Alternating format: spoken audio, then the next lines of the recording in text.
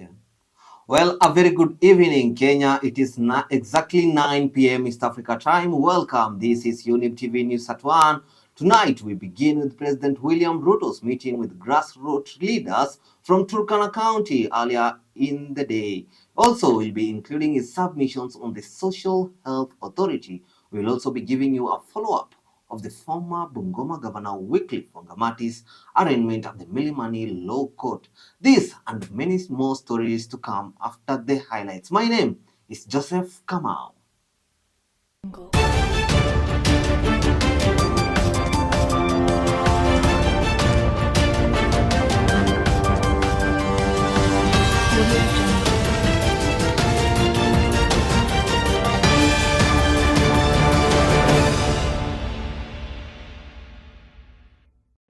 Sisi tulia na mshahara kubwa, mimi nalipa 40 every month, 40,000.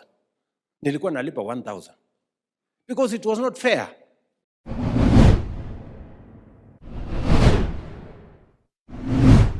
We received a report from one of the security persons, officers from the University of Nairobi Kikuyu campus, that there had been an incident.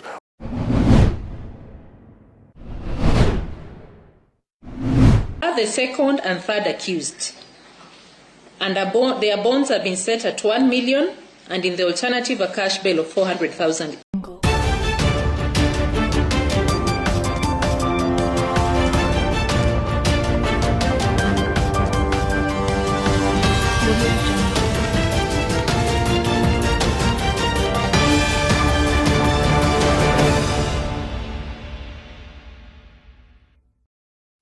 Welcome. Now, President William Ruto has today reaffirmed that his administration is committed to paying Social Health Authority Fund for vulnerable Kenyans. Speaking at State House, Nairobi, during a meeting with grassroots leaders from Turkana County, the head of state also challenged the leaders to accelerate SHA registration in the area to guarantee affordable and quality health care for every household in the county. Nimesema, let everybody pay in accordance with their income. Sindio? Sisi tulia na mshahara kubwa, mimi nalipa 40 every month, 40,000. Nilikuwa nalipa 1,000. Because it was not fair. Ama namna gani, my friends? Na sasa tumesema wale hawana uwezo ya kulipa hata hiyo 300, sasa kwa sababu sisi tunalipa zaidi, we have the money now to pay for them, wale ambao hawana uwezo wa kulipa. So from next week, God willing, from next week we are now going to pay for the 1.5 million Kenyans who have no capacity to pay. We will pay for them. So you kama tumekubaliana watu wa Turkana. So we have changed, and I am very happy that hata kama watu wananipigia kelele wale wanalipa zaidi, lakini that is how we are going to have a nation where nobody has to sell their property, mtu asiuze shamba, mtu asiuze ng'ombe, ati anaenda kulipa bili ya hospitali. Na ndio sasa hapo kwa SHA tumesema kila mtu ajiandikishe. Na unajiandikisha for 2 reasons. Number 1, so that you get free treatment kwa outpatient, all outpatient. Yule mtu unaenda hospitali, unaenda hospitali, dispensary, health center, level 3, level 4, sub-county hospital, unaenda hapo, unatibiwa, unadungwa sindano, unapatiwa dawa, unaenda nyumbani na usiitishwe hata shilingi moja. You go home. Mnanielewa? Yule ambaye anaenda kulazwa kwa hospitali, unanisikia? Yule ambaye sasa unaenda kulazwa kwa hospitali, yule ambaye huna uwezo ya kulipa, tutakulipia SHA.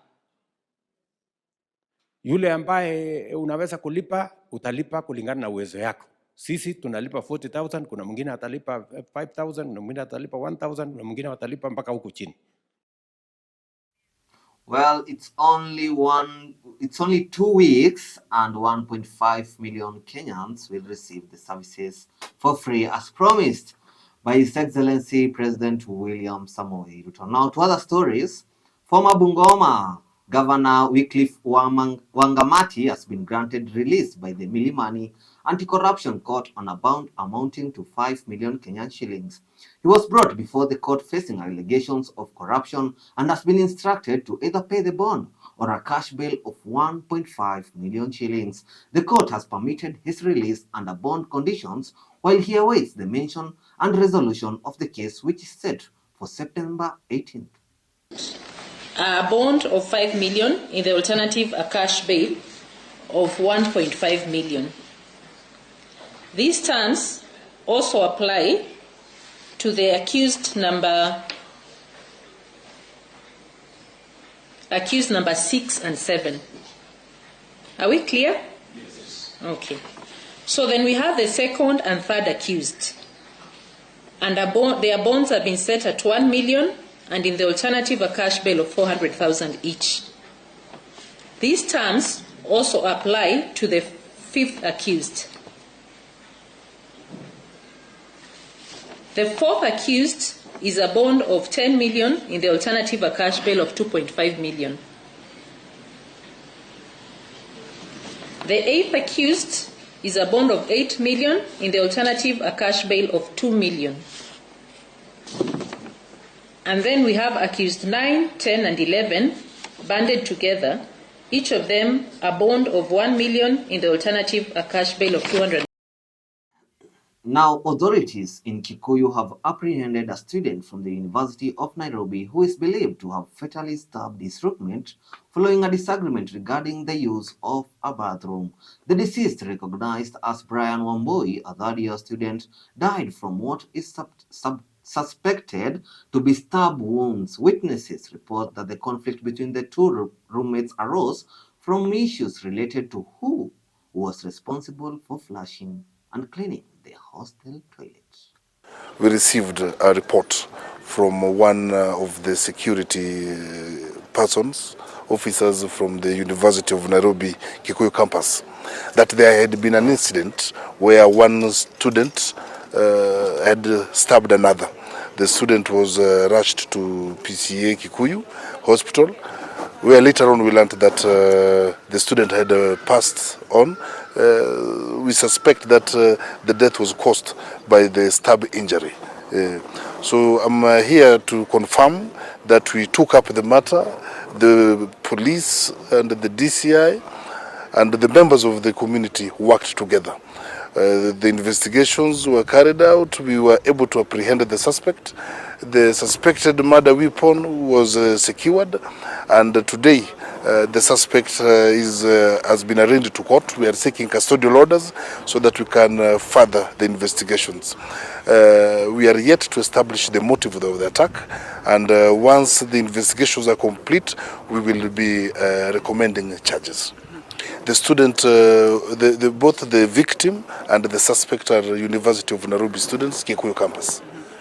The cause of the quarrel, preliminarily we find that there was a disagreement between the victim and the suspect over issues to deal with the ablution block.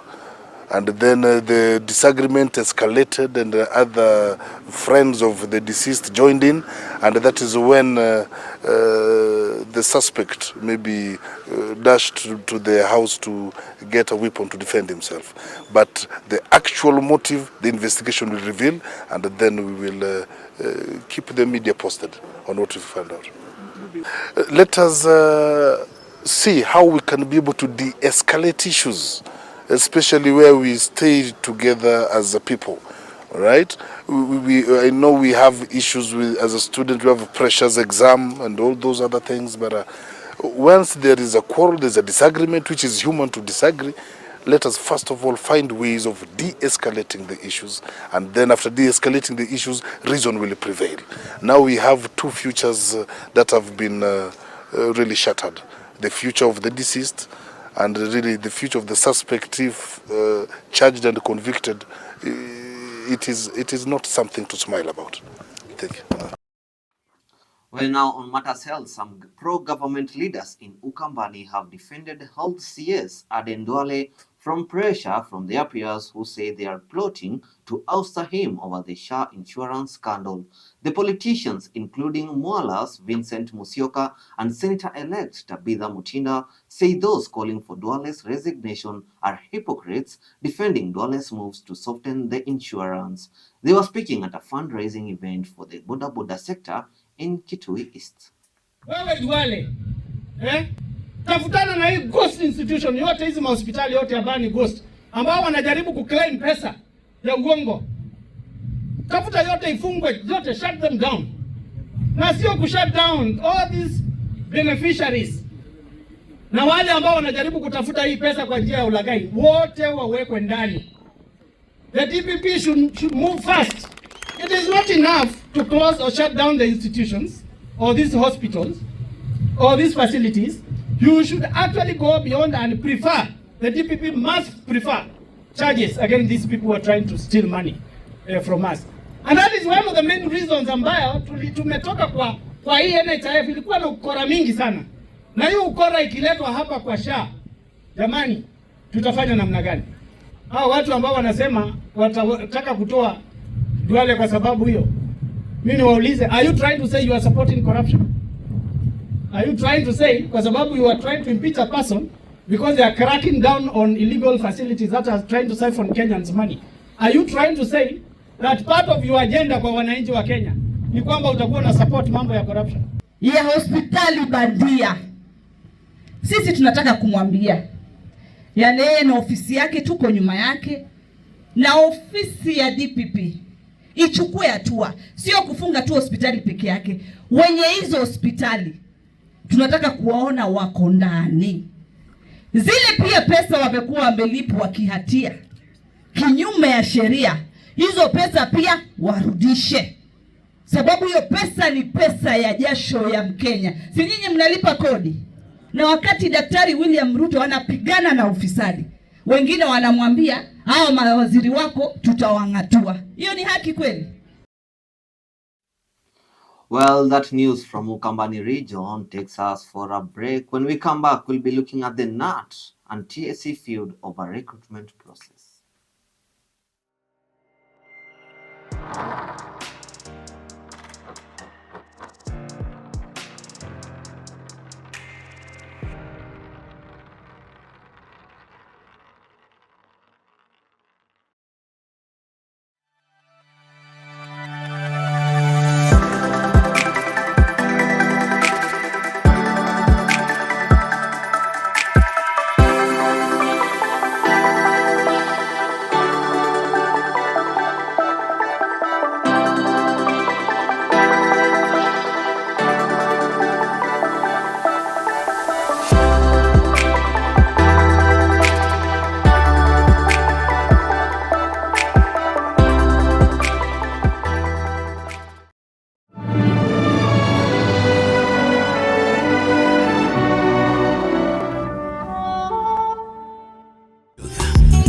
The best. Hallelujah.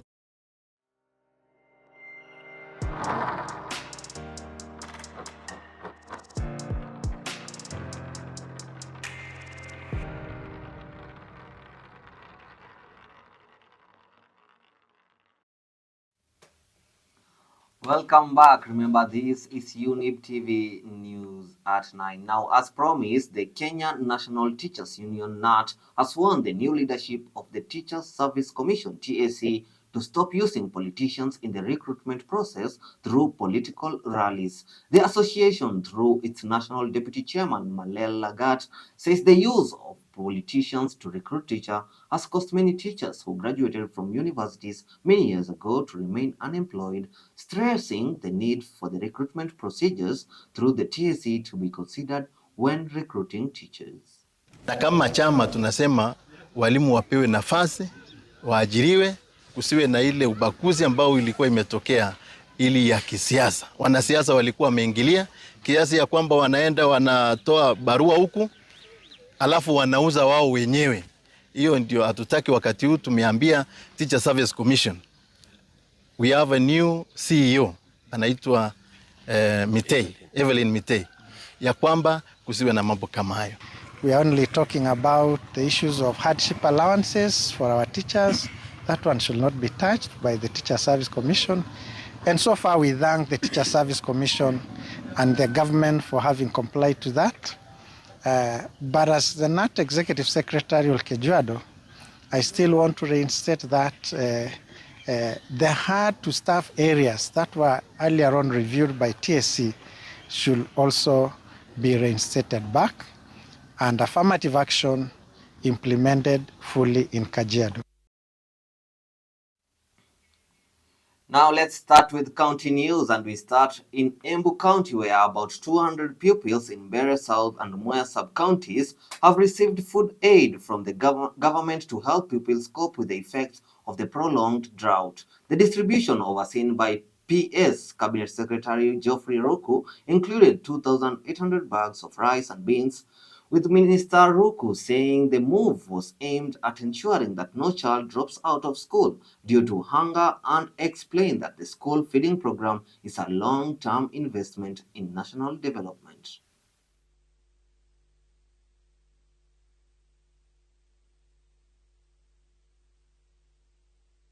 Hakuna Mkenya atarara jaa akiwa rais juu serikali yake imepanga mpango sawasawa through special program kuhakikisha kwamba we have food reserve ya kutosha ili Wakenya wote wakuwe Tiati, Baringo, Koroa, Chemeringot ama kona ile ingine ya Kenya wako na chakula ya kutosha.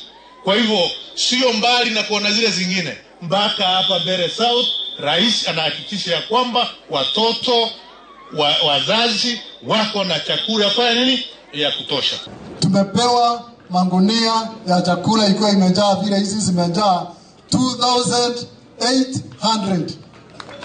Utibora makovi 2,800 magunia imejaa kwa DC store, imejaa kule Mwea ili watoto wakule. Ili watoto peke yake. Na tukiwa tumepata chakula kama hii, our principals, unaweza enda ukute kengine kamefinyika sana, hata akienda nyumbani anakuja na 500. At least mkiwapatia hata kama ni wiki mbili, at least waone kuna kitu serikali imelete. Mtu ajikuja na kidogo alitainiwe shule.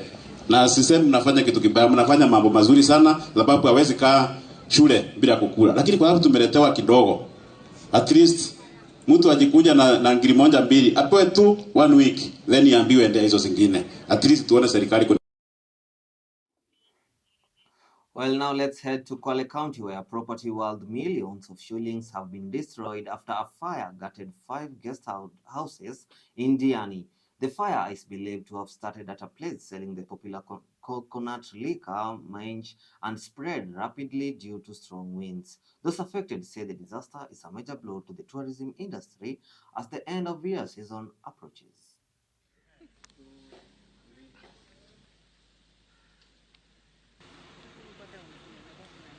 Imetoka nyumba ambayo iko kama 300 meters away from here, lakini kwa sababu zote ni makuti imespread very fast. Spark moja ikitoka nyumba moja ikiruka kwa the next, ndio hivyo imespread mpaka sasa tukapatikana nyumba 5 hapa kwetu. Niko na moshi. Sasa nilipokuona nimeona moshi, nikaita wenzangu nikamwambia kuna moshi.